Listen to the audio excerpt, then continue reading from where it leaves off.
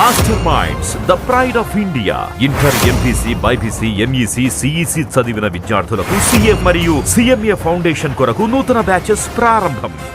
ఫిరాయింపులపై మాట్లాడే నైతిక హక్కు బీఆర్ఎస్ కు లేదన్నారు మంత్రి శ్రీధర్ బాబు. కాంగ్రెస్ లోకి వస్తామంటే ఎవరైనా వద్దంటారా అని ప్రశ్నించారు. ఫిరాయింపులను ప్రోత్సహించేందుకు తాము ఒక్క అడుగు కూడా వేయలేదన్నారు. గతంలో తమ నేతల్ని భయపెట్టి బీఆర్ఎస్ లో చేర్చుకున్నారని, ఇప్పుడు అలాంటి పరిస్థితి లేదని, వారంతట వారే కాంగ్రెస్ లోకి వస్తున్నారని చెప్పారు.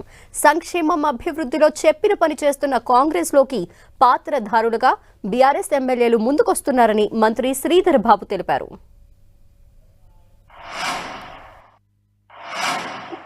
ప్రజలకు సేవ చేయాలని, దాంట్లో భాగంగా ముందంజలు ఉండాలని క్రమంలో ఈరోజు నాగేందర్ గారు మాట్లాడుంటారు తప్ప మా పార్టీ పక్షాన, మా ముఖ్యమంత్రి పక్షాన దీన్ని ప్రోద్బలం చేయాలని, ఫిరాయింపులు ప్రోద్బలం చేయాలని ఇక్కడ కూడా ఒక అడుగు ముందుకేసి వెళ్తలేదు.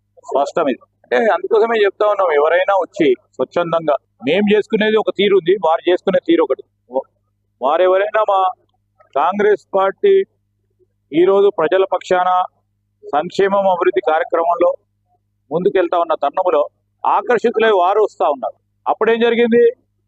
భయం, భక్తి, మళ్ళా ఇంకా ఏదో ముందుకు చూపెట్టి చాలా మంది కాంగ్రెస్ పార్టీ శాసనసభ్యులు ఆ రోజు తీసుకోవడం జరిగింది. సో వారికి నైతికంగా మమ్మల్ని ఏదో అడిగే హక్కు లేదు. వారికి lost their moral right to ask us. నైతికంగా అసలు వారికి హక్కు కూడా లేదు వారు మాట్లాడటానికి. ఈరోజు సంక్షేమం, అభివృద్ధిలో తప్పకుండా చెప్పిన పనులను చేయడానికి ప్రయత్నం చేస్తా ఉంది. మేము కూడా దీంట్లో పాత్రదారులుగానే ముందుకు వస్తామంటే అవుతుంటారు.